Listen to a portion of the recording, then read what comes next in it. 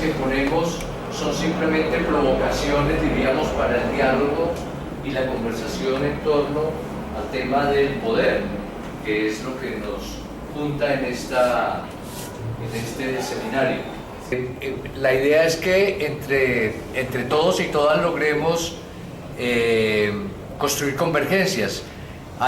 Son textos con diferentes lenguajes, pero la idea era que hubiera textos con diferentes lenguajes, porque en concordancia con lo que se está planteando, de que hay unos lenguajes que no son reconocidos o que no parecieran responder a las condiciones científicas que se espera, la rigurosidad científica, y cómo necesitamos introducir nuevos lenguajes para ser capaces de romper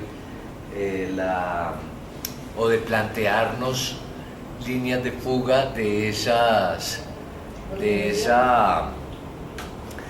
forma de pensar y de construir reflexión científica basada en unos lenguajes que terminan siendo repetitivos y que nos llevan a lugares de donde quisiéramos fugarnos.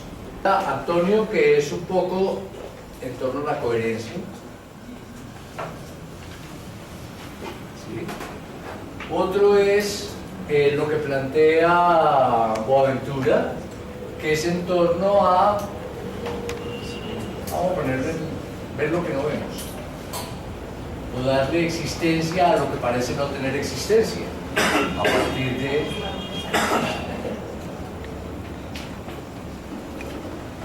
y otro es lo que plantea John Brice y David Pitt en torno a otras percepciones de poder.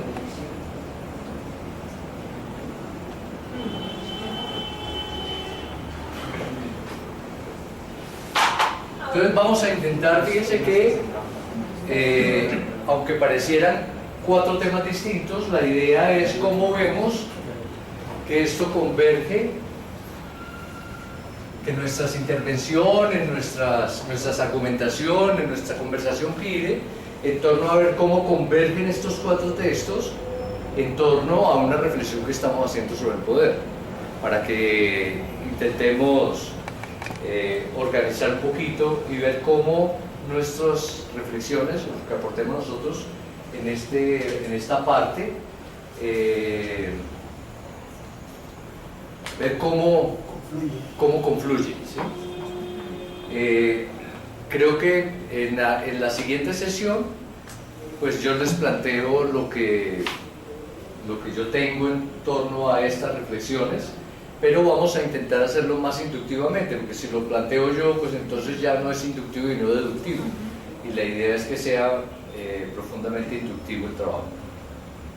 Entonces se abre la conversación.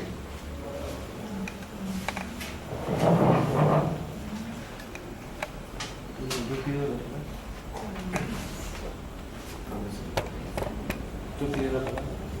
Te cedo la palabra. Me han cedido la palabra. Quería referirme particularmente a la idea de Elizalde de la coherencia y a la idea de Boaventura de la sociología de las emergencias. Sobre la primera, la coherencia, hay una discusión que está planteada y que la ratifica Boaventura sobre el eurocentrismo y el papel en el pensamiento colonizado. Es decir, el coloniaje de hoy es un coloniaje del pensamiento, principalmente, es lo que nos plantea. Pero eso nos está llevando a otra discusión. Es del eurocentrismo y su teoría crítica, de eso que mantenemos. O como decía Lenin, ¿a qué herencia renunciamos? Entre otras, ¿a qué herencia de Lenin renunciamos? ¿Cómo renunciamos a Lenin también? A herencia. Porque ese balance hay que hacerlo, porque se corre el riesgo de pensar que todo el proceso de construcción de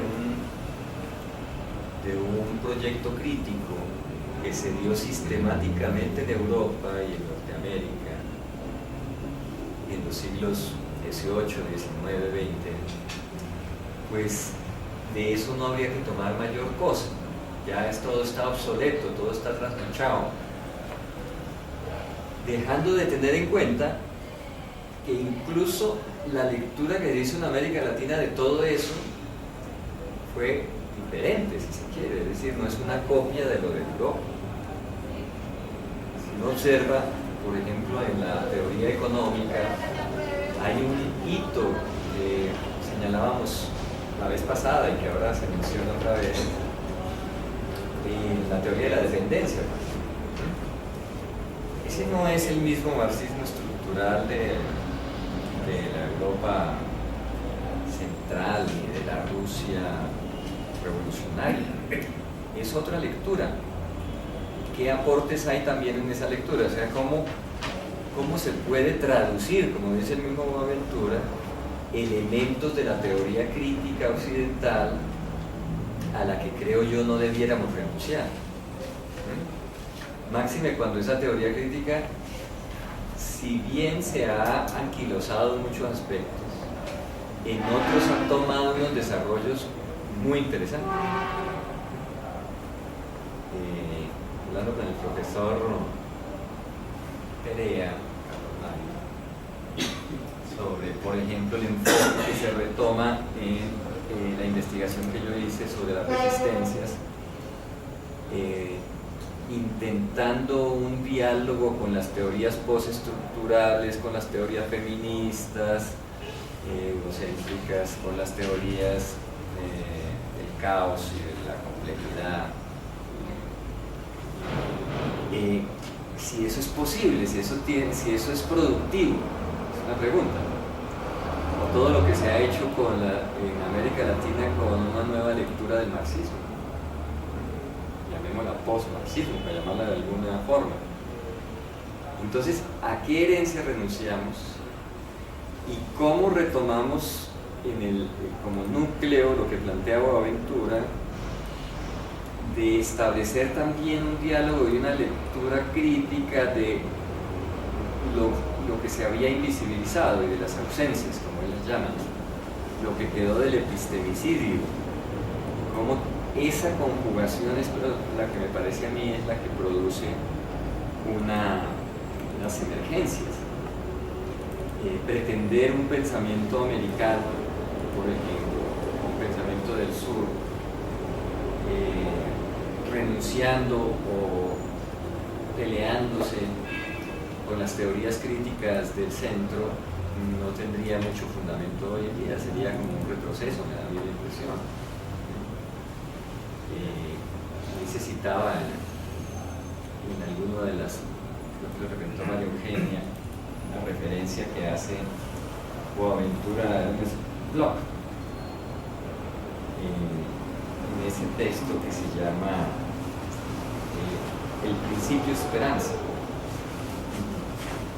Es un intento de recuperar todas las resistencias, las emergencias que producen esperanza, como la llama él, en el mundo entero. O el trabajo de algunos historiadores muy importantes de Europa, como Edward Thompson, por ejemplo, o el mismo Hobsbawm, en el que encuentra uno formas de recuperar elementos de los procesos de insurgencias en la India, en América Latina, en tantas partes, hasta Colombia. Creo que Hobsbawm tiene algunos trabajos, los rebeldes primitivos, creo que se llaman estos.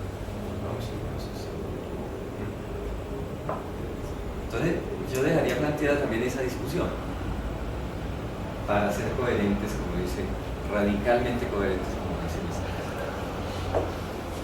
Carlos Mario, ¿quién más, perdón, quiere? Jorge, ¿tú también?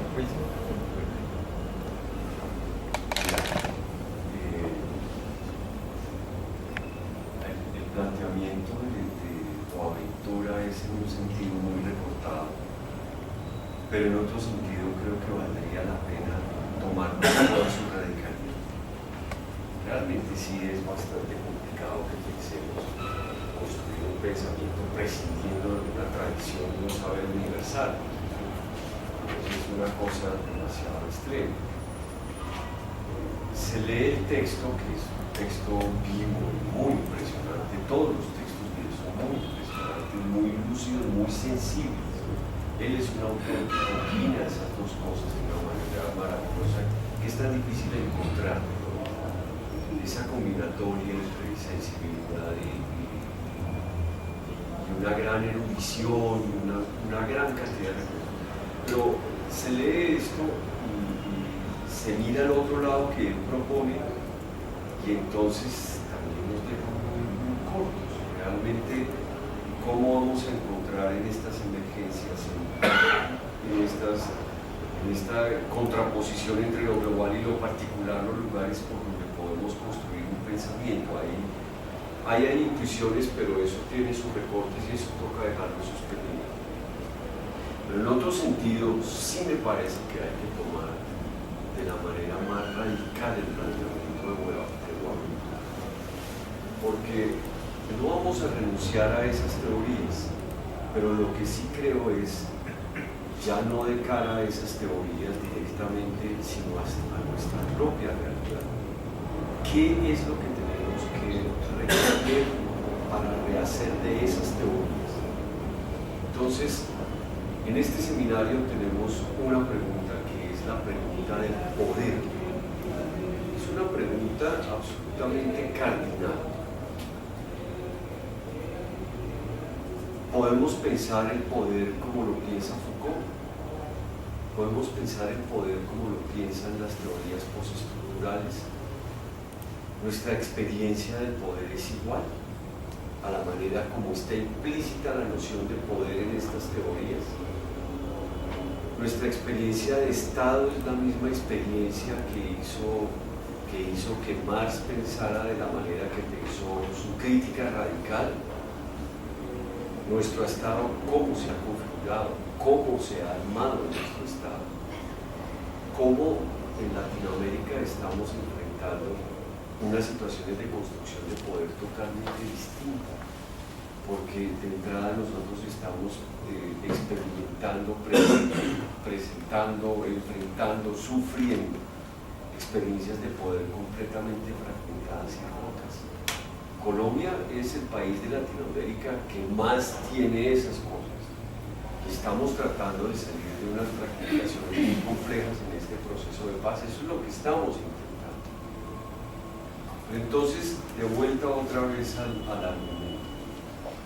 Es un poco difícil pues pensar que vamos a hacer borrón y cuenta nueva. Eso es muy complicado. Pero sí hay que tomar la radicalidad del asunto para pensar esas grandes cosas que acogemos sin el suficiente beneficio inventario de las formulaciones que hacen los europeos y ponerlas en contexto para repensarlas. Sí nos toca hacer, no un olvido de toda la teoría, pero sí creo que nuestro trabajo es un trabajo epistemológico radical, en el sentido de mirar cómo es que reconstruimos una epistemología del sur, que es un concepto que se ha usado. Eso es un desafío enorme, pero creo que es en este momento nuestro gran desafío. Ya miramos los trabajos que se producen aquí y ya no son ese coladero de citas de Europa, ya vemos que aquí se está produciendo una cosa. Miramos los trabajos de los brasileños y lo vemos, de los hindúes y lo vemos, se está produciendo un pensamiento.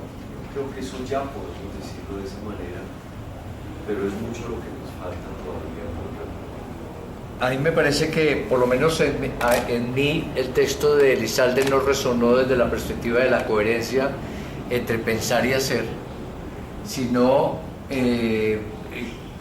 me cuestionó, creo o sentí que lo que pretende Elizalde es cuestionar por qué son buenos nuestros integrismos y no los integrismos de los demás.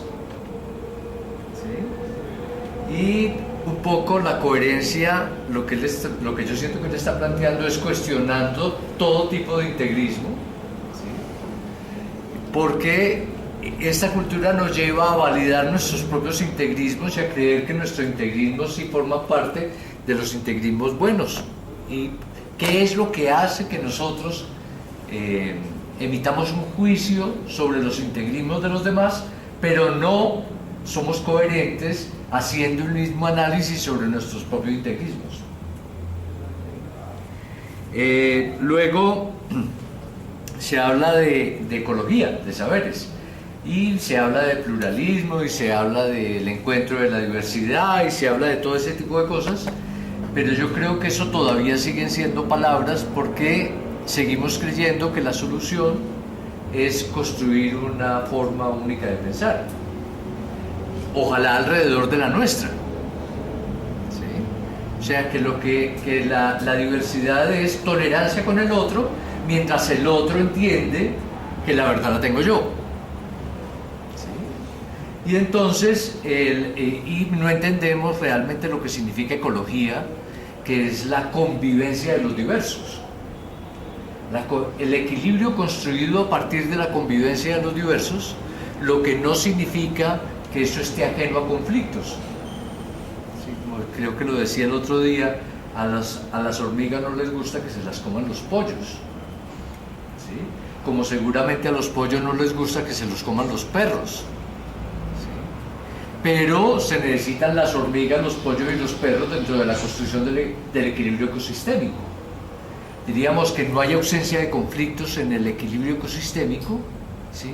Pero es la convivencia de todos los diversos, y nosotros todavía no sabemos siento que culturalmente no sabemos qué es eso de la diversidad y de la ecología. Eso tiene, desde mi perspectiva, mucho que ver con él, y creo que no se trata de desconocer lo universal, sino de inhibir aquello que se ha llamado a sí mismo universal, a saber si lo es, pero inhibir aquello que hemos aprendido para despertar las posibilidades creativas de lo otro, que yo creo que en el fondo, o por lo menos lo siento así, lo que plantea Boaventura con la sociología de las emergencias, ¿sí? Y de las ausencias, ¿no? Que es inhibir lo que sabemos para ver si somos capaces de ver lo que no vemos y lo que no sabemos. ¿Sí? Eso no significa desconocer lo que sabemos, ¿sí? Sino que es, a mi forma, una metodología de suscitar una profunda creatividad social. Indudablemente en el fondo está el tema de la verdad. O sea, todo lo que estamos discutiendo es haciendo una reflexión sobre la verdad, y la verdad lo hemos visto en toda la propuesta como es un tema relacionado con el poder. Y ¿no será que queremos construir la verdad para poder entonces colonizar con la verdad nuestra? Sí, ahí está la clave. Y entonces, desde esa perspectiva, difiero de lo que decía Sandra, aunque me parece muy interesante. No estoy cuestionando lo que dijiste porque me parece muy importante, sino difiero a mí sí me fascinan las metáforas, porque las metáforas no dicen de sí más que lo que cada cual quiere interpretar.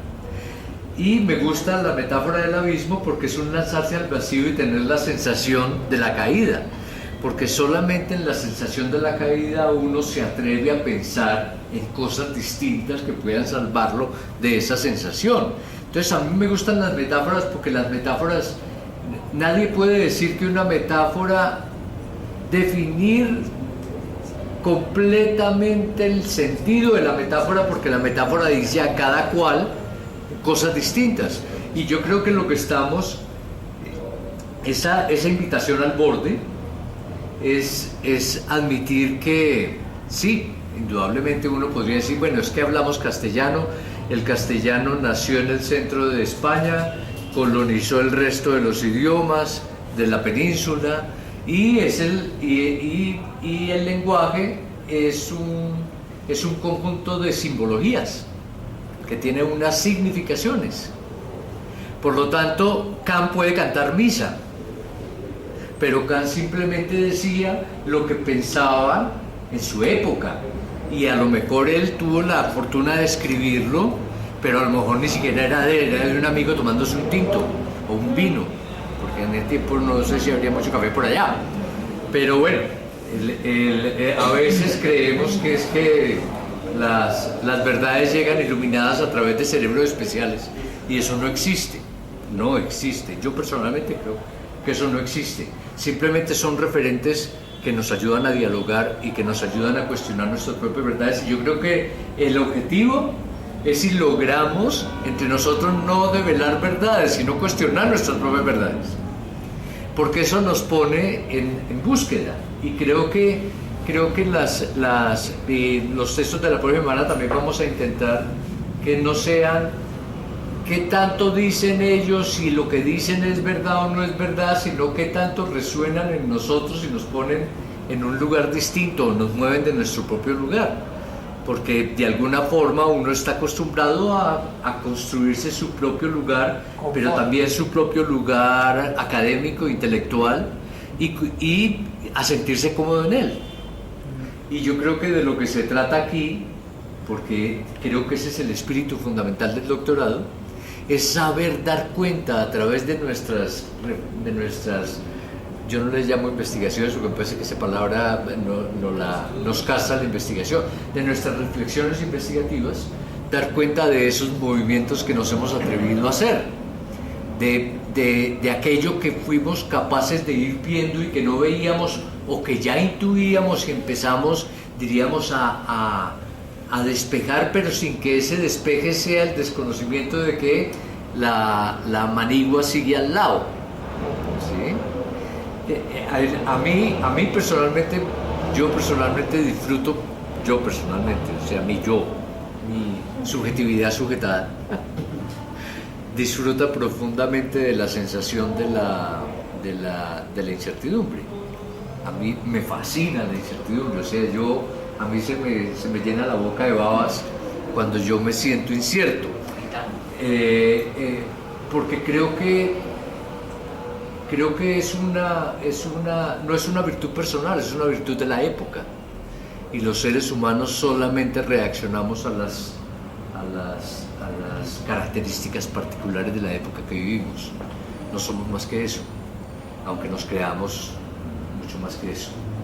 El profesor Pinilla y Jorge quería decir, vamos a intentar, Jorge y el profesor Pinilla, que concluir, ¿sí? Aunque no hay conclusión o no debe haber conclusiones, sino bueno, por nuevas preguntas a lo mejor para comenzar con ellas nuestra próxima sesión.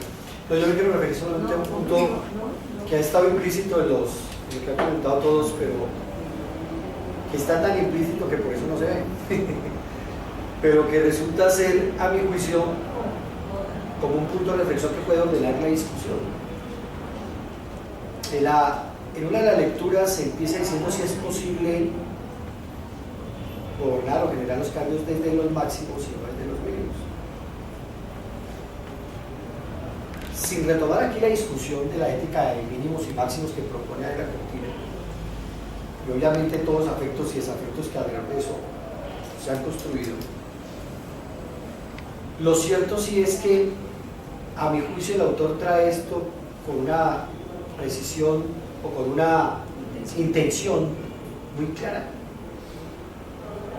y es que siempre estamos tratando de gobernar a los otros, ejercer el poder sobre los otros, afectando los máximos y respetando los mínimos. O sea, parece ser que sobre esos mínimos no hay discusión y por tanto podemos movernos como pez en el agua. Pero el problema del mínimo es que deja por fuera el máximo, y el máximo es lo que realmente es importante en una discusión. Pero entonces el máximo no se toca porque haría inviable cualquier tipo de acuerdo, y por tanto hay que dejarlo de lado. Pero claro, la crítica es: si lo importante queda fuera, ¿de qué vale establecer un acuerdo mínimo? Si lo importante se quedó por fuera. Bueno, esa es la crítica a Habermas y todas sus propuestas de su teoría comunicativa, la verdad como proceso no coactivo, el respeto a la integridad. Pero ¿por qué traigo esto? Porque cuando uno empieza esa lectura y dice, oiga, es posible desde los máximos generar, yo en principio diría que no, es imposible llegar a los máximos cuando se trabaja desde los máximos. Pero resulta que es que cada cual se para desde lo máximo, así lo esconde debajo de la mesa cuando se para hablar. Porque nadie deja lo máximo cuando se sienta a dialogar, a establecer un acuerdo. Es falso, como dice Habermas, que yo saco, ¿no? O sea, entro a la discusión libre de dominio, entonces dejo lo máximo afuera y me siento a hablar sobre lo mínimo. Eso es falso, yo me siento con la carga de lo máximo. Entonces el problema es cómo establecer entre la dentro y la afuera el límite, ¿no? Que se establece entre la dentro y la afuera, y cómo ahí está lo máximo y lo mínimo, ya no hablando desde el punto de vista ético, sino en el concepto que trata el autor real, ¿no? O sea, ¿en dónde es que podemos ejercer realmente el poder? ¿En el adentro, en el afuera o en el borde, en el límite? Y por tanto habrá que ensanchar los bordes, hacer cada vez correr más las fronteras, ¿no es cierto? Para que no nos metamos en lo mínimo ni en lo máximo, dado que lo mínimo no nos resuelve lo fundamental. Pero ir a lo máximo significa imposibilidad de acuerdo. Lo único es estrechar el límite ensanchar. Entonces, en la propuesta, que me parece muy retadora, es que nos hemos metido en discusiones no del borde ni del límite, sino siempre en adentro, siempre en afuera, siempre en el máximo, siempre en el mínimo, y por eso la cosa es sin resolver, porque lo que hay que ensanchar es el límite. Entonces, yo mirando comparando o tratando de mirar el por qué estas tres lecturas se proponen como motivadoras, como inquietantes, como invitando a una reflexión, lo que puedo curar días es eso, es lo que plantea también Dos Santos. Dice, un momento, espere, es que ¿cuál es el mínimo que establecería él ahí? Vamos a hacer un corte radical y vertical frente a un recorrido, por ejemplo, en la historia del pensamiento. Sería un absurdo. Usted va a ir a hacer eso en el campo de la ciencia, ¿no? Vamos a hacer una medicina latinoamericana, ¿ya? Vamos a quitar todo lo que ha hecho Occidente, porque es de Occidente, o sea, vamos a desconocer el desarrollo científico. Sería un error terrible, pero nos condenaría al fracaso bárbaramente. Pero entonces uno lo que está diciendo es, bueno, ¿cuál es eso que viene de allá que nos sirve como mínimo para comprender un máximo y trabajar en el borde? Que es posiblemente donde vamos a tener la posibilidad de intervenir. Porque al ensanchar el límite, o los intersticios en términos de biología, todo el mundo le echa o trata de explicar los fenómenos biológicos desde la célula. Y resulta que el problema no es la célula, porque la célula es una individualidad y tiene una autonomía, si bien es cierto, relativa, pero la tiene. El problema son los intersticios. ¿Qué pasa entre célula y célula? Es que el tejido y el órgano funciona es por los intersticios, no por la célula. La célula es un producto, llega a tener una función específica de intercambio energético y de materiales, pero lo que mueve el sistema es el intersticio, es el borde, es el límite, que cada vez se ensancha más. El problema del sistema nervioso es un problema de los bordes, no un problema de la neurona. Es un problema de las conexiones axónicas y lo que es la dendritas. Exacto, y obviamente los axones. Entonces, dos neuronas no funcionan si no tienen ese espacio, ese límite ensanchado, que es donde los axones se conectan y pueden producir una información que tiene coherencia y consistencia y que permite que el ser vivo funcione. Entonces, a mí me parece que los textos le están diciendo es, oiga, si usted va por el límite, la discusión del límite, la discusión del máximo, son chorros de tinta y no han resuelto nada. Lo único que han hecho es afianzar el adentro, afianzar el afuera y una confrontación terrible. Pensemos en los bordes, y entonces en eso Hay unas cosas de Foucault que tampoco me gustan, pero me encanta Foucault cuando habla de los problemas del pueblo. Pero no entres en esa pero discusión, por favor. No me voy a meter ahí. Pero esa propuesta, cuando se hablaba de los bordes de los límites, resulta bien tentadora para poder abordar, por ejemplo, el problema del poder. O sea, ¿hacia dónde le está apuntando el imperio ahora? ¿A la dentro, a la afuera? ¿O a los límites y a los bordes que los está ensanchando cada vez más? De alguna forma, en la primera reunión se dijo que el poder no era una esencia, sino relaciones. Una relación, correcto. Está en el intersticio. Claro. Los bordes. Hacer el lenguaje una construcción simbólica, el lenguaje es una metáfora por definición. Los americanos. Lo que pasa es que nos fascinaría la claridad, nos encanta la claridad y lo confuso nos pone nerviosos.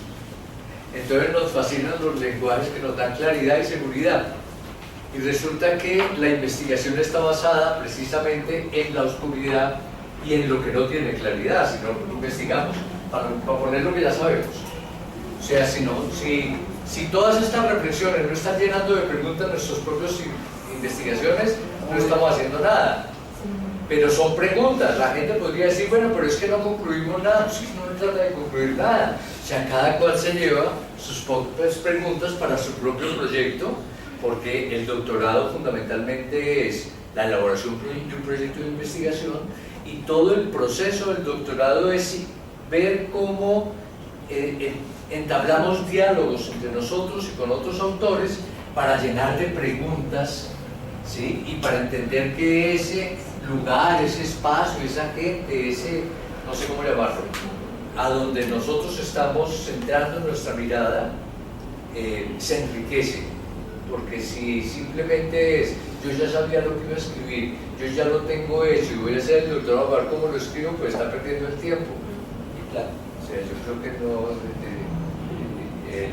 Bueno, vamos a seguir con el tema del poder y vamos a intentar conectarlo con el tema de cultura, porque esa es la partecita que a mí me tocó. Me da pena por ustedes, pero cada cual le ha tocado una partecita y a mí me tocó esa parte, diríamos, cómo la cultura construye unas formas de poder y cómo podemos transformar la cultura para construir otras percepciones de poder. Me llama mucho la atención que normalmente cuando hacemos referencia al poder, hacemos referencia al poder de la dominación. Pero nos cuesta mucho trabajo percibir otras lógicas de poder que no son para dominar y que también existen.